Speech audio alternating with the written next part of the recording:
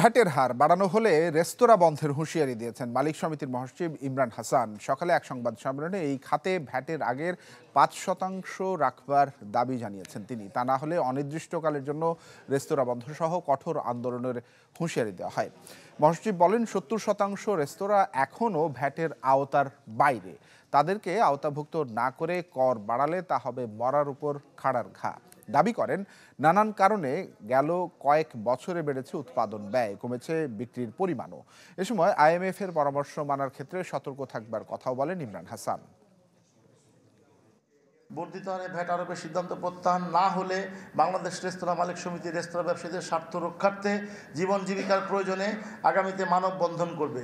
অতঃপর ধারাবাহিকভাবে প্রতীকী হিসাবে একদিনের জন্য সারা বাংলাদেশের রেস্তোরাঁ সমূহ বন্ধের কর্মসূচি গ্রহণ করা হবে। তাতেও যদি সরকার তার সিদ্ধান্ত থেকে সরে না আসে, তাহলে সারা দেশে অনির্দিষ্টকালের জন্য রেস্তোরাঁ বন্ধ করে দেওয়া হবে।